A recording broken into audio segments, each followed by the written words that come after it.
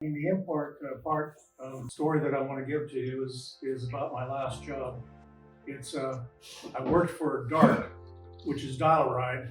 That program picks up disabled people and takes them to wherever they want to go. They could be going to the grocery store, they could be going to their hairstylist if you're a lady. They could be going to the doctor's office, which is usually what we used to do, is take them mostly to their doctor's appointments.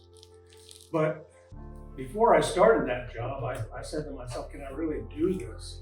Because we're dealing with all kinds of people who have all kinds of ailments, and it varies from mild to severe. But I jumped in it because of a friend that says, why don't you try this out?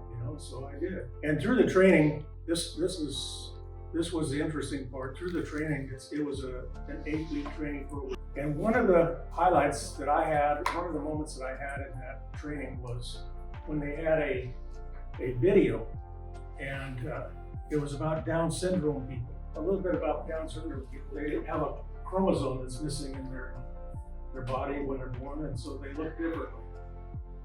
But underneath all of that, they're just like you and I. They love, they're full of joy, they laugh, they just want to be normal like you and I. And in this video, which is I'm going to relate to IMPACT and cohorts, there was a movie of these Down syndrome people, and they were in the race where all these people get together once a year and they have their race. As they were racing around the track, one of them stumbled close to the finish line. And as the one person stumbled, he tried to get up, and one peeled off and came back to help that person up. And as that person peeled off, another person peeled off, and another person peeled off, and another person peeled off. And they all walked across the finish line together. Now, how does that relate to IMPACT? In the cohort meeting, it's amazing to me that when we get together, everybody is just down to earth and real. You come in there and they're vulnerable, they give their stories, they talk about their sufferings, talk about the things that they're going through, as well as a Bible lesson. But you know what? We reach out and we gather them up and we bring them to ourselves and we say, you know what? We're going to help you make it across the finish line. You can do this. Now, a couple of things that were interesting in my job was one particular lady. I don't know how big she was. It's hard to tell because they look young, even though they're older than what they look like. But we were sitting there in our bus, and she said to me, she says, you know what? She says, you're the only one that treats me like a human being. And I looked at her and I didn't know how to respond. And I sat there and I was stunned.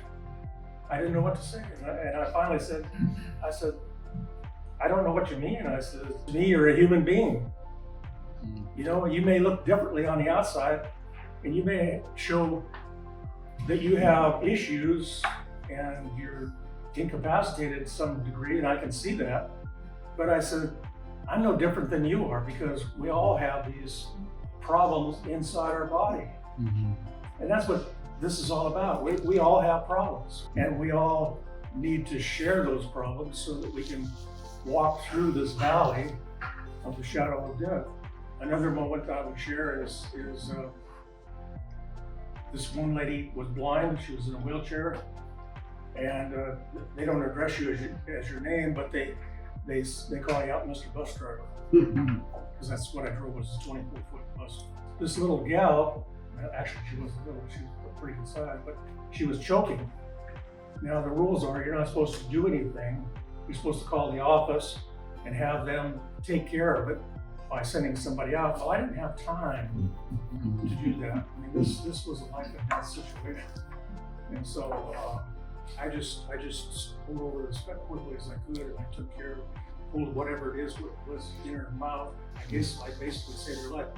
It's these little things that I did throughout this particular job that made it worthwhile to me.